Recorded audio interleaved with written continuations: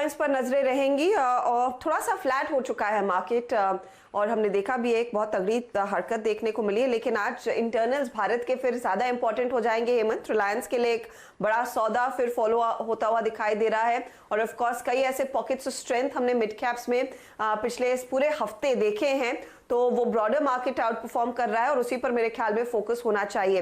वीरू, ऐसी स्थिति में ये बताइए डेटा पॉइंट्स क्या इशारा करें, क्योंकि कल की वीकली एक्सपायरी जबरदस्त रही है और ये एक ट्रेंड सेट कर रहा है कि अगले हफ्ते जब हम मंथली एक्सपायरी में जाएंगे तो थोड़ा सा और कॉन्फिडेंस रहेगा। कल के सत्र में भी देखिए डीआईआईस ने ज्यादा खरीदा है कैश मार्केट में, लेकिन एफआईआईस की भी कैश मार्केट में खरीदारी हुई है और स्टॉक फ्यूचर्स, इंडेक्स फ्यूचर्स दोनों में इनके बाय साइड के आंकड़े आए हैं, तो स्ट्रेंथ है इस मार्केट में। जी देखिए हर्षदा, दो थ्रेशहोल्ड पॉइंट थे बैंक निफ्टी के लिए 20,500, 20,600 और निफ्टी के लिए 10,050, जिस पे हम कल सुबह डिस्कशन कर रहे थे। जो हमने डेटा फ्लो की बात की थी, जैसे ही एग्जैक्टली अगर आप देखें एजीआर मामले की कुछ टिप्पणियां आने लगी, हालांकि ये मैटर अभी भी अगर आप देखें डिफर हो गया है लेकिन है ओपन, लेकिन एक रिलीफ फील कर रहे थे दोनों ही इंडेसेस।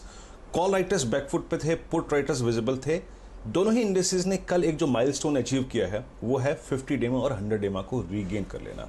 तो इसके बाद वो शॉर्ट कवरिंग आनी थी, हालांकि वो उतनी नहीं आई जितनी मैं अपेक्षा कर रहा था हर्षदा। खैर, coming back to institutional figures, याद रखिए इंस्टीट्यूशनल फिगर्स में अच्छी चीज़ यह है हर्षदा कि 366 करोड़ रुपए की बाइंग डीआईएस की और एफआईएस की, डीआईएस की लगभग 1131 करोड़ रुपए की, वो आपकी एक्सीलेंट और डीआईएस की अप्रोच को एक्सीलेंट एस्टेब्लिश करती है। क्यों? याद रखिए आपने इंडेक्स भी खरीदा 172 करोड़ रुपए का, आपने शॉर्ट कवर किए।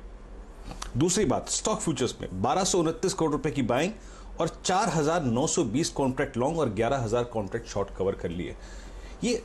ये इंडेक्स बाइंग के साथ साथ, कैश की बाइंग के साथ साथ स्टॉक फ्यूचर्स बाइंग, ये एक बहुत स्ट्रॉन्ग कॉम्बिनेशन होता है हेमंत।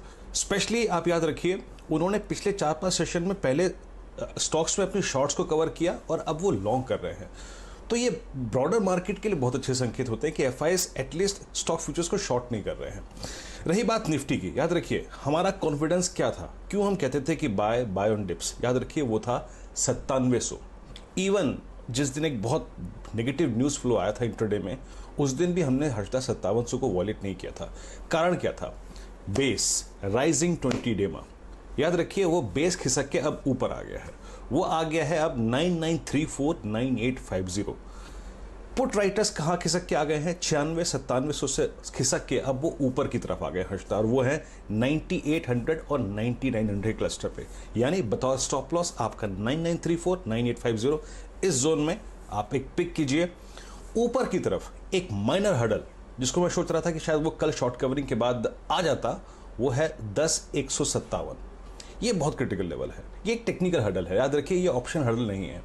इसके बाद जो प्रोजेक्शन नेक्स्ट वीक के लिए जो आप कह रहे हैं ना मंथली कॉन्ट्रैक्ट, वो बनता है हर्षदा करीब 10,280, 10,320 का, वहीं पे 10,300 पे ही कॉल राइटर है। तो approach by on dips, stop losses मैंने मेंशन किए 10,157 और उसके बाद पोजिशनली 10,280, 10,320।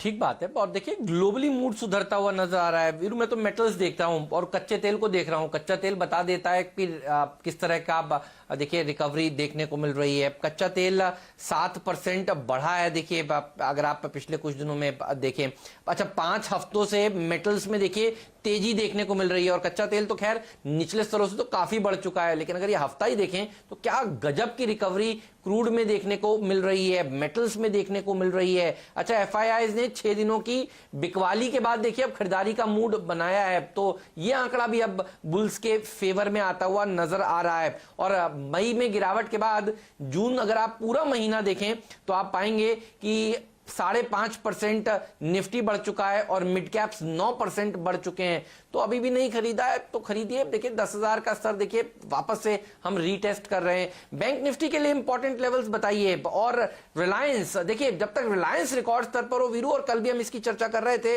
रिलायंस ने देखिए कल फिर एक नया रिकॉर्ड स्तर छुआ है। थोड़ी देर में यतिन भी जुड़ेंगे हमारे साथ, उनसे भी चर्चा करेंगे। ये जो 9 हफ्तों में 11वें इन्वेस्टर ने पैसा लगाया है, कॉन्फिडेंस बूस्ट किया है, जब तक रिलायंस मजबूत है देखिए बाजार को बल मिलेगा, ये बात तो पक्की है। बताइए रिलायंस का अगर कोई डेटा हो आपके सामने, और बैंक निफ्टी का इंपॉर्टेंट लेवल आज के लिए कौन सा होगा? ओके हेमंत, पहले जो आपने जो सबसे पहले चीज कही थी उसके बारे में टिप्पणी करना बहुत जरूरी है। मेटल इंडेक्स, हेमंत बहुत बहुत स्ट्रांग चीज पकड़ी है आपने। याद रखिए हेमंत, कल मेटल इंडेक्स का जो हाई था ना, निफ्टी मेटल इंडेक्स का, याद रखिए वो था exactly 100 day exponential moving average Hemant. और अमूमन जब ये 50 डेमा को पार करके 100 पे आता है तो ये कम से कम नहीं तो अपने 200 डेमा को अटेम्प्ट करने जाता है। हिस्टोरिकली हमेशा यही हुआ है। तो प्लीज जो आपने थीम पकड़ी है मेटल्स पे, इस पे पोस्ट ओपनिंग फोकस कीजिएगा थोड़ा सा, ये एक स्ट्रॉन्ग स्पेस है। रही बात निफ्टी बैंक की हेमंत, यहाँ पे इसने कल एग्जैक्टली अगर आप देखें 12:30 के बाद जब वो एजीआर पे टिप्पणी आने लगी उसके बाद जो क्लस्टर निकाला वो था 20,500-600।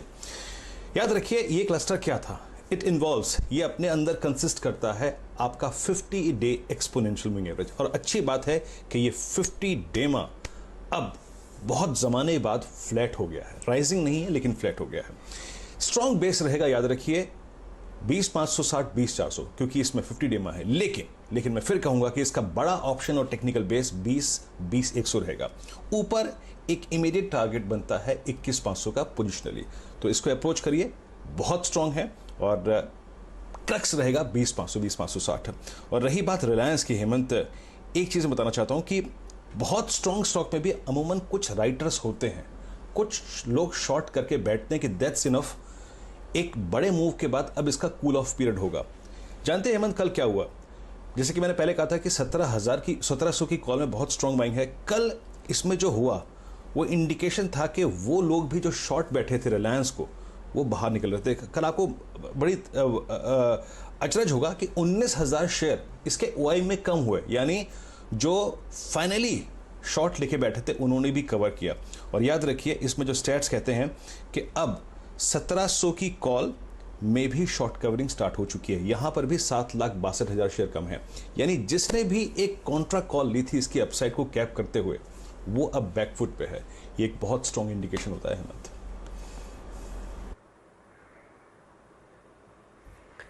ओके, तो आज लेकिन